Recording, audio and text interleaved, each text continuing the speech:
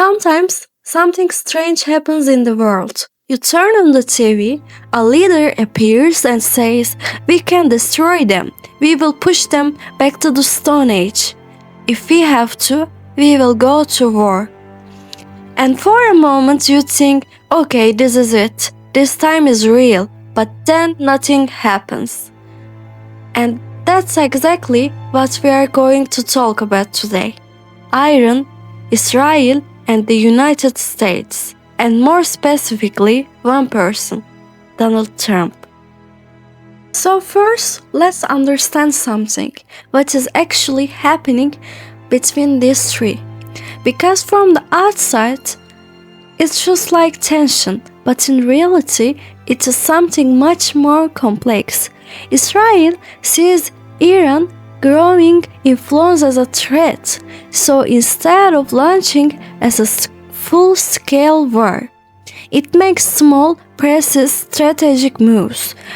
Iran plays a completely different game. Instead of direct confrontation, it applies pressure indirectly. So what you are seeing isn't a war. What you are really watching is a chess game, and the United States, it's a both player. And something like a referee at the same time, but here is the interesting part.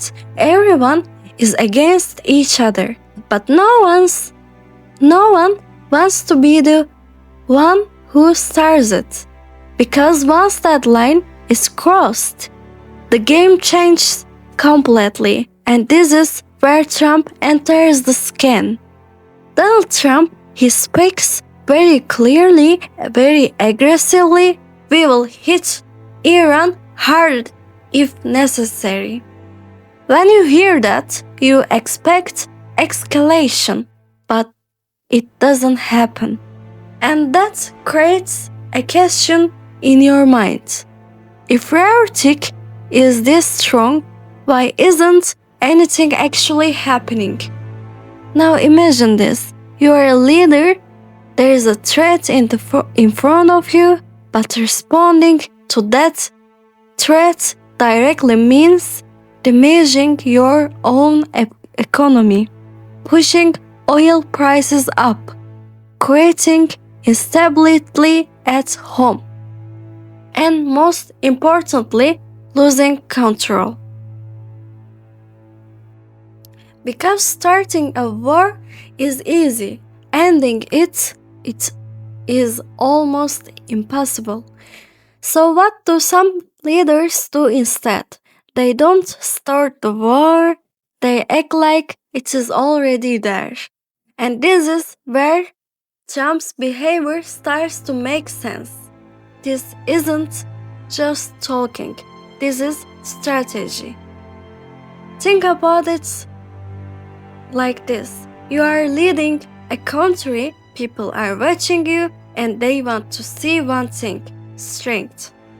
But at the same time, they don't want another endless war. So the expectation becomes, be strong, but don't start a war. That's a very difficult balance, and the easiest way to achieve it, speak aggressively, act carefully. This is why Trump's words are so big, but his actions very calculated. Because if he actually launched a large-scale war, the economy will take a hit. Voters would react negatively. The situation could spiral out of control. In other words, the risk is bigger than the reward. So what does the United States gain from this? Actually, quite a lot.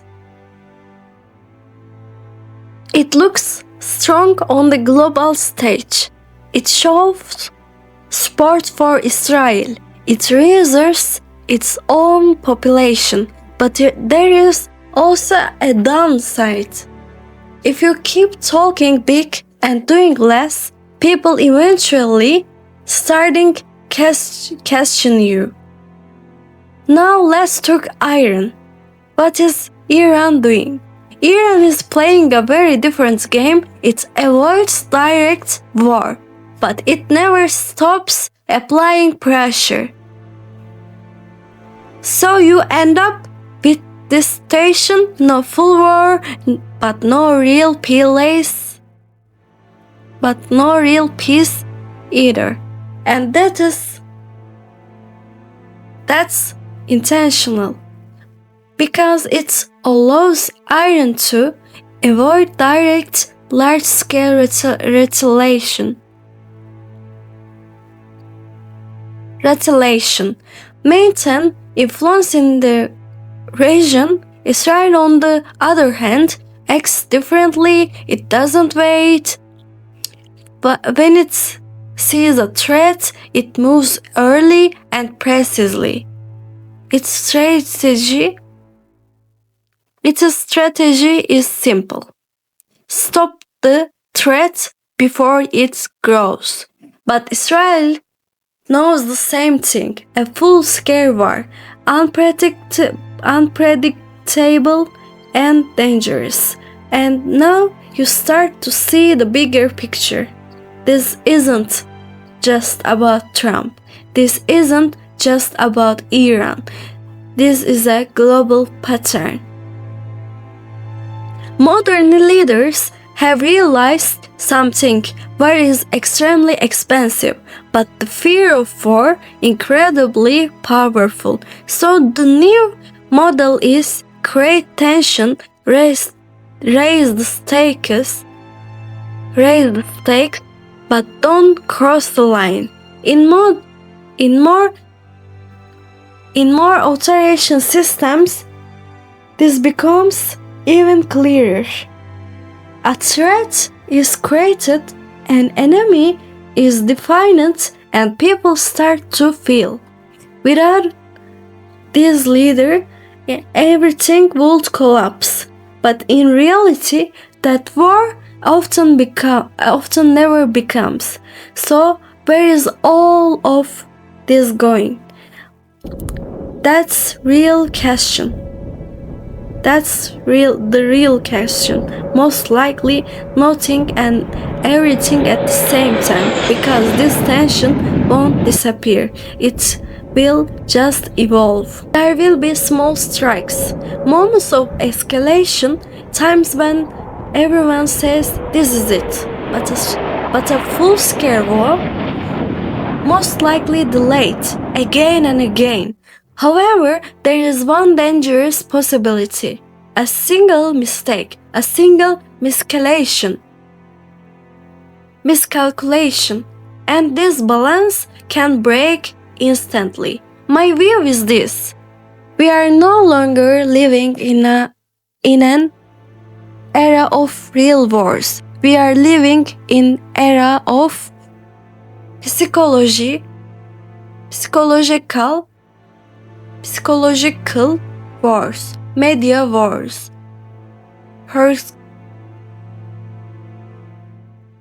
perception wars, and that's even more dangerous, because people can no longer tell what is real and what is performance. And maybe the most important question is, what is real power?